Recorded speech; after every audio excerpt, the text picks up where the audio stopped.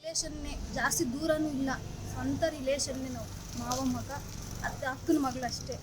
ಇವ್ರ ಅಕ್ಕನೇ ನಮ್ಮ ಚಿಕ್ಕಪ್ಪ ಕೊಟ್ಟಿರೋದು. ಹಿಂಗಿನ ಅಂದ್ರೆ 4 ಜನರಿಂದ ಟಾರ್ಚರ್ ಇದೆ ಜಾಸ್ತಿ. ಮತ್ತೆ ಇವರು ನಮ್ಮ ದೊಡ್ಡಮ್ಮ, ಇವರಪ್ಪ ಅಕ್ಕನೇ. ಇವರೆಲ್ಲ ನಮ್ಮಪ್ಪ, ಇವ್ರ ದೊಡ್ಡಮ್ಮ, ಅಣ್ಣದ ತಮ್ಮನೂ ಅಕ್ಕ ಅಷ್ಟೇ. ಈ ಥರ ಎಲ್ಲ ಇದ್ದುಕೊಂಡು ಜಾಸ್ತಿ ಟಾರ್ಚರ್ ಇದೆ. ನಮಗೆ ಮಾತ್ರ ಬದುಕೋಕೆ ಮಾತ್ರ ಜಾಸ್ತಿ ಅನುಕೂಲ ಮಾಡಿಕೊಡ್ಬೇಕು. ನಾವೇನಾದರೂ ಅಲ್ಲಿ ಅವ್ರ ಮೇಲೆ ನಾವು ಊರಿಗೆ ಹೋಗ್ಬೇಕು ಅಂದ್ಕೊಂಡಿದ್ದೀವಿ, ಇವತ್ತು ಊರಿಗೆ ಹೋಗೋಣ ಅಂದ್ಕೊಂಡಿದ್ದೀವಿ. ಈ ಥರ ಎಲ್ಲ ಮಾಡ್ತಾರಂತ ಗೊತ್ತಿರಲಿಲ್ಲ. ಇವಾಗ ಸ್ವಂತ ಮನೆಗೆ ಹೋಗ್ಬೇಕು ಅಂದ್ಕೊಂಡು ಎಷ್ಟು ದಿವಸದಿಂದ ಮುಚ್ಚಿಕೊಂಡು ಎಲ್ಲ ಎಷ್ಟು ದಿನ ಅಂತಿರೋಕ್ಕಾಗುತ್ತೆ ಸರ್? ಈಗ ನಾಳೆ ಕಾನೂನು ರೀತಿಯ ಸಬ್ ರಿಜಿಸ್ಟ್ರಾರ್ ಆಫೀಸಲ್ಲಿ ಮದುವೆ ಆಗ್ತೀರಾ? ನಾವು ಆಗ್ತೀವಿ, ನಾಳೆ ಆಗ್ತೀವಿ, ನಾಳೆ ಪಕ್ಕ ಆಗ್ತೀವಿ. ಹಿಂದೆ ನೋಡಿ,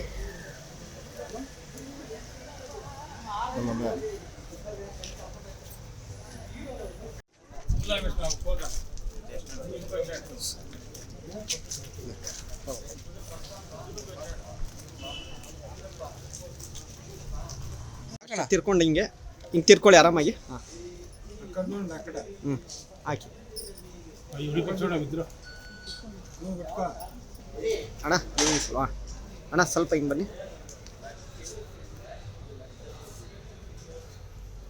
ಅಣ್ಣ. ಈ ಪಕ್ಷ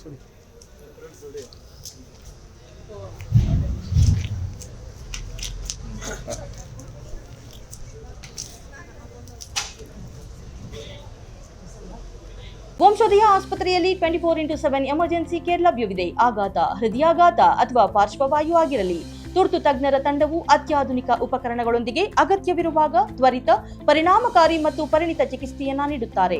ಹೆಚ್ಚಿನ ಮಾಹಿತಿಗಾಗಿ ಸಂಪರ್ಕಿಸಿ 7277072770 ಅಥವಾ 9141066685. ನನ್ನ ಹೆಸರು ರಕ್ಷಿತಾ ಅಂತ, ನಮ್ಮ ಹಸ್ಬೆಂಡ್ ಹೆಸರು ಬಂದು ಯಶವಂತ್ ಅಂತ. ನಾವಿಬ್ಬರು ಓಡೋಗಿ ಮದುವೆ ಮಾಡ್ಕೊಂಡು ಬಂದಿರೋದು. ನಮ್ಗೆ ಈ ಥರ ಮನೆಯಲ್ಲಿ ಟಾರ್ಚರ್ಗೋಸ್ಕರ ನಾನು ಬಂದುಬಿಟ್ಟಿದ್ದೆ. ಮತ್ತು ನನಗೆ ಬಂದುಬಿಟ್ಟಿದ್ರು ಮತ್ತು ಪ್ರಾಣ ಬೆದರಿಕೆ ಆಗ್ತಾ ಇದ್ದಾರೆ ಮನೆಯಲ್ಲಿ. ಅವ್ರು ಏನಂದರೆ ಹರೀಶು, ಮುನಿಯಪ್ಪ, ಶ್ರೀನಿವಾಸು, ರಾಜ್ಕುಮಾರ್ ಜಾಸ್ತಿ ಪ್ರಾಣ ಬೆದರಿಕೆ ಆಗ್ತಾ ಇದ್ದಾರೆ. ನಾವು ಇಷ್ಟಪಟ್ಟೆ ಬಂದಿದ್ದು. ಮತ್ತು ಎಲ್ಲ ಪೊಲೀಸ್ ಸ್ಟೇಷನ್ಗಳಲ್ಲೆಲ್ಲ ಇದು ಮಾಡ್ಕೊಂಡು ಬರ್ತಾಯಿದ್ರು ಸಹ ಅವ್ರು ಸಹ ಆದರೂ ಬಿಡ್ತಾಯಿಲ್ಲ. ಅವ್ರು ನಮ್ಮ ಮೇಲೆ ಏನೋ ಒಂದು ಮಾಡಬೇಕು, ಏನೋ ಇದು ಗತಿ ಕಟ್ಟಿಸ್ಬೇಕು ಅಂತ ಹೇಳ್ಬಿಟ್ಟು ಜಾಸ್ತಿ ನಮಗೇನಾದರೂ ಹೆಚ್ಚು ಕಮ್ಮಿ ಆದರೆ ಅದಕ್ಕೆ ಅವರೇ ಕಾರಣ. ಇದು ಯಾರು? ರಾಜ್ಕುಮಾರು, ಹರೀಶು ಮತ್ತು ಮುನಿಯಪ್ಪ, ಶ್ರೀನಿವಾಸ್ ಇವರೇ ಕಾರಣ ನಮಗೆಲ್ಲದಕ್ಕೂ. ನಾವೇನಾದರೂ ಆದ್ರೂ ಅಷ್ಟೇ, ನಮಗೇನಾದ್ರು ಹೆಚ್ಚು ಕಮ್ಮಿ ಆದರೂ ಕೂಡ ಇವ್ರದ್ದೇ ಜಾಸ್ತಿ. ನಮ್ಗೆ ಇವ್ರು ಟಾರ್ಚರ್ ಫಸ್ಟ್. ಇವ್ರು ಮತ್ತು ನಮ್ಮ ಜೊತೇಲಿ ಬಂದಿದ್ರು, ನವೀನ, ನಾಗೇಂದ್ರ ಅಂತ ನಮ್ಮ ಜೊತೆ ಬಂದಿದ್ದರು. ವಿನಯ್ ಬಂದಿದ್ದ, ಮತ್ತು ಅವ್ರಿಗೂ ಅಷ್ಟೇ ಜಾಸ್ತಿ ಪ್ರಾಣ ಬೆದರಿಕೆ ಆಗ್ತಾಯಿದ್ರೆ. ರಾಜ್ಕುಮಾರು ಬಂದಿದ್ರು, ಅವ್ರಿಗೂ ಅಷ್ಟೇ ಜಾಸ್ತಿ ಪ್ರಾಣ ಬೆದರಿಕೆ ಆಗ್ತಾಯಿದೆ. ನಮ್ಮ ಮನೆಯಲ್ಲಿ ನಮ್ಮ ಅತ್ತೆ, ನಮ್ಮ ಮಾವ, ನಮ್ಮ ಅಕ್ಕ, ನಮ್ಮ ಗಂಡ ಅವ್ರ ಅಕ್ಕ ಬಾವಾಗ ಸಹ ಜಾಸ್ತಿ ಫೋನ್ಗಳಲ್ಲಿ ಎಲ್ಲ ಟಾರ್ಚರ್ ಕೊಟ್ಟು ವಾಯ್ಸ್ ಮೆಸೇಜ್ಗಳು, ಫೋನ್ ಬ್ಲಾಕ್ ಮಾಡಿದ್ರು ಸಹ ಮತ್ತೆ ಎಲ್ಲ ಬೇರೆ ಫೋನ್ಗಳು ಮಾಡೋದು, ಅಲ್ಲಿ ಕರ್ಕೊಂಬ ಇಲ್ಲಿ ಕರ್ಕೊಂಬ ಅಂತೆಲ್ಲ ಇದು ಮಾಡೋದು, ಅಲ್ಲಿ ಕಿಡ್ನಾಪ್ ಮಾಡೋದು, ಆ ಥರ ಎಲ್ಲ ನಮ್ಮ ಮಾವನ ರೀಸೆಂಟಾಗಿ ಸಾಯಂಕಾಲ ಬಂದು ಕರ್ಕೊಂಡು ಕಿಡ್ನಾಪ್ ಮಾಡ್ಕೊಂಬಂದರು. ಮತ್ತು ನಾವು ಸ್ಟೇಷನ್ಗೆ ಬಂದು ಎಲ್ಲ ಕ್ಲಿಯರ್ ಮಾಡ್ಕೊಂಡು ಹೋಗ್ತಾಯಿದ್ವಿ. ಮತ್ತೆ ಏನಾದರೂ ಹೆಚ್ಚು ಕಮ್ಮಿ ಆದರೆ ಅವರೇ ನಮಗೆ ಇದು ರಿಜಿಸ್ಟರ್ ಮ್ಯಾರೇಜ್ಗಂತ ಅಪ್ಲೈ ಮಾಡಿದ್ದೀವಿ. ಆದರೆ ಇವತ್ತೇ ಸ್ಟೇಷನ್ಗೆ ಬಂದು ನಾವು ಸ್ಟೇಷನ್ ಮುಂದೆಗಡೆನೂ ವಾರ ಬದಲಾಯಿಸ್ಕೊಂಡು ಎಲ್ಲ ಕ್ಲಿಯರ್ ಮಾಡ್ಕೊಂಡು ಹೋಗ್ತಾಯಿದ್ವಿ. ನಾಳೆ ನಾವು ಕಾನೂನು ಪ್ರಕಾರ ನಾಳೆ ರಿಜಿಸ್ಟರ್ ಮ್ಯಾರೇಜ್ ಮಾಡ್ಕೊತೀವಿ. ನಮಗೇನಾದರೂ ತೊಂದರೆ ಆದ್ರೂ ಅಷ್ಟೇ ಅವರೇ ನಮಗೆ ಕಾರಣ. ಇವರು ಮತ್ತೆ ಹೇಳ್ತಾಯಿದ್ದೀನಿ, ಇವ್ರ ಹೆಸರು ಹರೀಶು, ಶ್ರೀನಿವಾಸು, ರಾಜ್ಕುಮಾರು ಮತ್ತು ಅಷ್ಟು ಜನ ಮುನಿಯಪ್ಪ. ಇವರಿಂದನೇ ಜಾಸ್ತಿ ಪ್ರಾಣ ಬೆದರಿಕೆ. ನಮ್ಮಪ್ಪ ನಮ್ಮಮ್ಮ ಸಹ ಅಷ್ಟು ಟಾರ್ಚರ್ ಕೊಡಲಿಲ್ಲ, ಇವರಷ್ಟು ಟಾರ್ಚರ್. ಅವ್ರು ಯಾರು? 3 ಮಾವಂದರು, ಒಬ್ಬರು ತಾತ, ಚಿಕ್ಕ ತಾತ ಅಂತ. ಫಸ್ಟು ನಾರ್ಮಾಕ್ನಲ್ಲಿ ರಾಜು, ಅವನಿಗೂ ನನ್ನ ಸಂಬಂಧನೇ ಇಲ್ಲ. ಅವ್ನು ಎಷ್ಟು ಟಾರ್ಚರ್ ಕೊಟ್ಟಿದ್ದಾನೆ ಕಾಲೇಜ್ ಟೈಮಲ್ಲಿ ಎಲ್ಲ ಎಷ್ಟೆಷ್ಟು ಟಾರ್ಚರ್ಗಳು.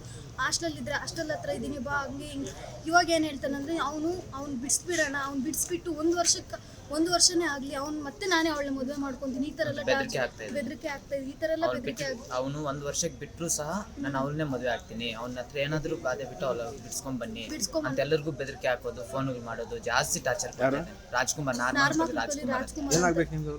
ನನ್ಗೇನ್ ಸಂಬಂಧನೇ ಇಲ್ಲ, ಅನ್ನ ನಮ್ಗೆ ಅಷ್ಟೇ, ಕುರುಬ್ರು, ಅವರು ಕುರುಬ್, ನಾವು ಕುರುಬ್ರು ಅಷ್ಟೇ. ದೂರ ಸಂಬಂಧ, ಅವ್ರನ್ನ ಹತ್ರ ಸಂಬಂಧನಲ್ಲೇನಿಲ್ಲ. ಎಲ್ಲ ಅವ್ರ ಜೊತೆ ಸೇರ್ಕೊಂಡು ಹಿಂಗೆಲ್ಲ ಮಾಡ್ತಾ ಇದ್ದೆ. ಮೇಯ್ನು A1 ಅಂದ್ರೆ ನಮ್ದ್ರಲ್ಲಿ ಜಾಸ್ತಿ ಮಾಡ್ತಿರೋದು ಅವನು. ನಮಗೆ ಏನಂದರೆ ಅವನಿಂದನೇ ಜಾಸ್ತಿ. ಇವಾಗ ನಮ್ಮ ಎರಡನೇ ಮಾವ ಇದ್ದಾರೆ, ಅವ್ರ ಜೊತೆಗೆ ಹಾಕ್ಕೊಂಡ್ಬಿಟ್ಟು ರಾಜ್ಕುಮಾರು ಇಬ್ಬರು ಈ ಥರ ಮಾಡ್ತಾರೆ. ನಮ್ಗೆ ಜಾಸ್ತಿ ಬಾಧೆ ಇದೆ, ಬದುಕೋಕೆ ಸಹ ಆಗ್ತಾ ಇಲ್ಲ. ಅದು 3 ದಿವಸ ಇವತ್ತಿಗೆ ಆಚೆಗೆ ಬಂದಿಲ್ಲ ನಾವು. ಮನೆಯಿಂದ ಬಾಗಿಲಿಂದ ಮನೆ ಅಷ್ಟೇ. ಏನಕ್ಕಾದ್ರೂ ಹೋಗ್ಬೇಕಂದ್ರೂ ಕೂಡ ಪರ್ಸ್ನಲ್ಗೆ ಅಂತ ಹೋಗ್ಬೇಕಂದ್ರೂ ಕೂಡ ಹೋಗೋಕ್ಕಾಗ್ತಾ ಇಲ್ಲ. ಅಷ್ಟು ಟಾರ್ಚರ್ ಇದೆ. ಏನಾದರೂ ನಾಳೆ ಒಂದಿನ ಈ ಥರ ಏನಾದರೂ ಆದರೆ ಅವರೇ ಕಾರಣ, ನಮ್ಗೆ ಇನ್ಯಾರು ಕಾರಣ. ನಮ್ಮ ಅತ್ತೆ ನಮ್ಮ ಮಾವ ಆಗಲಿ, ನಮ್ಮ ಹಸ್ಬೆಂಡ್ ಅವ್ರ ಅಕ್ಕ ಭಾವ ಆಗಲಿ, ನಮ್ಮ ಜೊತೆ ಬಂದಿದ್ದು ನಮ್ಮ ನವೀನ್ ಅಣ್ಣ ಮತ್ತು ನಾಗೇಂದ್ರ ಮಾವ ಮತ್ತು ವಿನಯ್ ಅಣ್ಣ ಮತ್ತು ಇನ್ನೊಬ್ಬ ರಾಜು ಅಣ್ಣ ಅಂತ ಬಂದಿದ್ರು. ಅವ್ರಿಗೂ ಅಷ್ಟೇ ಎಷ್ಟೆಷ್ಟು ಬೆದರಿಕೆಗಳಾಗ್ತದೆ. ನಮ್ಮ ನವೀನ್ ಅಣ್ಣಗಾದ್ರೆ ಇವತ್ತು ಸಾಯಂಕಾಲ ಸಹ 8 ತಿಂಬಿಟ್ಟು ಬಂದಿದ್ದಾನೆ ಅವ್ರ ಹತ್ರನೇ. ಆದರೂ ಆ ಅಣ್ಣ ಸೈಲೆಂಟ್ ಆಗಿದ್ದಾನೆ. ಅಷ್ಟೆಲ್ಲ ಮಾಡ್ಕೊಂಡು ನಾವು ಸುಮ್ಮನೆ ಇರೋಕ್ಕೆ ನಮ್ಮ ಜೀವನ ನಾವು ಹೋಗ್ತಾ ಇರ್ತೀವಿ. ನಮ್ಮ ಲೈಫ್ ನಾವು ನೀಡಲ್ಲಿ ಮಾಡ್ಕೊಂಡು ಹೋಗ್ತಾ ಇರ್ತೀವಿ. ಯಾರ ಮುಂದೆನೂ ನಮ್ಮ ಎಜುಕೇಷನ್ ನಾವು ಮುಗಿಸ್ಕೊತೀವಿ, ಮತ್ತು ಜಾಬ್ಗೆ ಹೋಗ್ತೀವಿ, ಮತ್ತು ನಮ್ಮ ಪರ್ಪಸ್ ನಾವು ಏನೇನಿರುತ್ತೆ ನಾವು ಅದನ್ನು ಡ್ರೀಮ್ಸ್ ಎಲ್ಲ ಕ್ಲೋಸ್ ಮಾಡ್ಕೊತೀವಿ. ಅದ್ರ ಬಗ್ಗೆನೂ ಅಷ್ಟು ಯಾರೇ ಆಗಲಿ ಬಂದು ಇದು ಮಾಡೋದು, ತೀಟ ಇಕ್ಕೋದು, ಅಲ್ಲಿ ಬಂದು ಏನಾದರೂ ಒಂದು ಕೆಡಿಸ್ಬಿಡ್ತಾರೆ. ಆ ಥರ ಎಲ್ಲ ಮಾಡೋದು. ನನಗೆ ಎಕ್ಸಾಮ್ಸ್ ಬೇರೆ ಇದೆ ಸೋಮವಾರದಿಂದ. ಕೋಲಾರಲ್ಲೇ ಎಕ್ಸಾಮ್ಸ್ ಇರೋದು. ಕೋಲಾರಲ್ಲಿ ಎಕ್ಸಾಮ್ಸ್ ಅಲ್ಲೇನಾದರೂ ತೊಂದರೆ ಆದರೂ ಸಹ ಅವ್ರು ಮಾಡ್ತಿದ್ರು ಪರವಾಗಿಲ್ಲ, ಬೇರೆಯವ್ರ ಕೈಯಲ್ಲಿಂದ ಮಾಡಿಸಿರ್ತಾರೆ. ಇವತ್ತು ಕೋಲಾರ ಸ್ಟೇಷನಿಂದ ಅವರು ನಾನು ಯೂನಿಫಾರ್ಮ್ ಹಾಕೊಂಬಂದು ನಮ್ಮ ಮಾವ ನೋಡ್ದಿದ್ದಾರೆ. ನೋಟಿಸ್ ಸಹ ಕೊಟ್ಟಿಲ್ಲ ಅವರು. ನೋಟಿಸ್ ಸಹ ಒಂದು ತಾಲೂಕಿನ ಒಂದು ತಾಲೂಕು ಬರ್ಬೇಕಾದ್ರೆ ನೋಟಿಸ್ ಕೊಟ್ಟು ಬರ್ಬೇಕಾಗಿತ್ತು. ಬಂದು ದೌರ್ಜನ್ಯ ಮಾಡ್ಕೊಂಡು ಮನೆ ಹತ್ರ ಎತ್ತಾಕೊಂಡು ಈ ತರ ಬಂದು ಹೇಳ್ಕೊಂಡು ಹೋದ್ರೆ ಅದಕ್ಕೆ ಅರ್ಥ ಏನಿರುತ್ತೆ? ಅದಕ್ಕೆ ಅರ್ಥ ಏನಂತ ಈ ತರ ಬಂದು ಹೇಳ್ಕೊಂಡು ಏನಂತ ನೀನು ಕುತ್ಕೊಬೇಕಾಗಿತ್ತು, ಮಾತಾಡ್ಬೇಕಾಗಿತ್ತು. ಏನಪ್ಪ ಈ ತರ ಮಾಡಿದೀಯಾ, ನೀನ್ ಯಾಕೆ ಈ ತರ ಮಾಡಿದ್ದು ಅಂತ ಕುತ್ಕೊಂಡ್ ಮಾತಾಡ್ಲಿ. ನಾವು ಅಲ್ಲಿಂದ ನೋಟಿಸ್ ಬರ್ಬೇಕಿತ್ತ, ನೋಟಿಸ್ ಸಹ ಕೊಟ್ಟಿಲ್ಲ ಅವರು. ನಾನು ಯೂನಿಫಾರ್ಮ್ ಏಕಾಏಕಿ ಬಂದು ಮೊನ್ನೆ ಊರಿಗೆ ಬಂದಿದ್ದಾರೆ, ಕೊನೆಂಪಲ್ಗೆ ಬಂದು ಅಲ್ಲೆಲ್ಲ ಹುಡುಕಾಡಿದ್ದಾರೆ. ಮೊನ್ನೆ ಇಬ್ರಿ ಹತ್ರ ಬಂದಿದ್ದಾರೆ. ಮಿಸ್ಸಿಂಗ್ ಕೇಸ್ ಆಗಿರೋರು ಇವ್ರದ್ದು. ಅವ್ರದ್ದು ಏನ್ ಕೆಲಸ? ಅವ್ರಿಗೆ ಅವ್ರು ಬಂದು ಎತ್ತಾಕೊಂಡ್ ಬಂದಿದ್ದಾರೆ. ಮೊನ್ನೆ ನ್ಯಾಯಕ್ಕೆ ಕರೆದಿದ್ದಾರೆ. ಎಷ್ಟು ನಾವು ಬರ್ತಾ ಇದೀವಿ, 3 ಜನ ಬರ್ತೀವಿ ಅಂತ 3 ಜನ ಬರ್ಬೇಕಾಗಿತ್ತು. 4 ಜನ 10 ಜನ ಬಾ ಅಂತ ಹೇಳಿದ್ರೆ ಒಳಗೆ ಹಾಕೊಂಡು ನಮ್ಮ ಮಾವನ್ನ ಹಾಕೊಂಡು ಒಳಗೆ ಹಾಕೊಂಡು ಬೀಗ ಹಾಕೊಂಡ್ಬಂದ್ರೆ ಅದ್ರ ಅರ್ಥ ಏನು? ಇವ್ನಿಗೂ ಅವ್ರಿಗೂ ರಿಲೇಷನ್ಶಿಪ್ ಏನಿದೆ? ನಾನು ಮಿಸ್ಸಿಂಗ್ ಆಗಿದ್ದು ನನ್ಗೆ ಬಂದು ಕೇಳಲಿ. ಅವ್ನು ಕೇಳೋ ಅಷ್ಟು ಹಕ್ಕೇನಿದೆ ಅವ್ರಿಗೇನು ಅಷ್ಟು? ನನಗೂ ಅವ್ನಿಗೇನು ಸಂಬಂಧನೂ ಇಲ್ಲ. ನಮ್ಮ ಅಪ್ಪ ನಮ್ಮಮ್ಮ ಇದ್ರ ಬಂದರೆ ಬರಲಿ, ಇಲ್ಲ ಅವರು ಹೋಗ್ಲಿ. ನಮ್ಮ ಲೈಫ್ ನಾವು ನೀಡಲ್ಲಿ ಮಾಡ್ಕೊತೀವಿ. ಅವನಿಗೂ ನನಗೂ ಯಾವ ಸಂಬಂಧನೂ ಇಲ್ಲ. ನನಗೆ ಅವ್ರ ಸವಾಸನೂ ಬೇಡ. ಅವ್ರ ಮನೆ ಬಾಗಿಲಿಗೆ ಹೋಗಂಗೂ ಇನ್ನು ನಮ್ಮ ತಾತ ನಮ್ಮ ಅಜ್ಜಿ ಇದ್ದಾರೆ, ಅವ್ರನ್ನ ಬೇಕಾ ನಾವು ಒಪ್ಕೊತೀವಿ. ಮಾವ ಅಕ್ಕ ಅವರೆಲ್ಲ ನಮ್ಗೆ ಅವಸರನೇ ಇಲ್ಲ. ನಮ್ಮ ತಾತ ಬರ್ತಾನ ನಾವು ಸಾಕೊಂತೀವಿ ಆರಾಮಾಗಿ ಬರ್ಬೋದು. ನಮ್ಮ ಅಪ್ಪ ನಮ್ಮಮ್ಮ ನಮ್ಮ ಅಜ್ಜಿ ತಾತ ಬರ್ಲಿ, ಇವತ್ತಿಗೂ ಬರ್ಲಿ, ಇಲ್ಲಿ ಬಂದು ಕಾಯ್ಕೊಂಡು ಹೋಗ್ತೀವಿ. ಅವ್ರು ಬರ್ಲಿ, ನಾವು ಕರ್ಕೊಂಡು ಹೋಗ್ತೀವಿ. ನಾವು ಮಾತ್ರ ಹೋಗಲ್ಲ. ಅವ್ರ ಮನೆ ಬಾಗಿಲು ಮಾತ್ರ ತುಳಿಯಲ್ಲ. ಅವ್ರು ಏನೇನೋ ನಮ್ಮ ಮೇಲೆ ಆರೋಪಗಳೆಲ್ಲ ಮಾಡಿದ್ದಾರೆ, ನಾವು ಅದಕ್ಕೆ ತಲೆ ಕೆಡ್ಸ್ಕೊಳಲ್ಲ. ಬಟ್ಲಪಲ್ಲಿ ಸ್ಟೇಷನ್ ಹತ್ರ ಬಂದು ಒಂಥರ ಮಾತಾಡಿದ್ರು ಇಲ್ಲೊಂಥರ ಮಾತಾಡ್ತಾ ಇದ್ದಾರೆ. ಇದು ಡಬಲ್ ಗೇಮ್ ಅಲ್ವಾ? ನಾವು ಡಬಲ್ ಗೇಮ್ ಮಾಡ್ತೀರಾ? ಈ ಥರ ಎಲ್ಲ ಮಾಡ್ತಾ ಇದ್ದಾರೆ. ನಮ್ಗೆ ಜಾಸ್ತಿ ಬಾಧೆ ಇದೆ, ಬದುಕೋಕೆ ಸಹ ಜಾಸ್ತಿ ಬಾಧೆ ಇದೆ.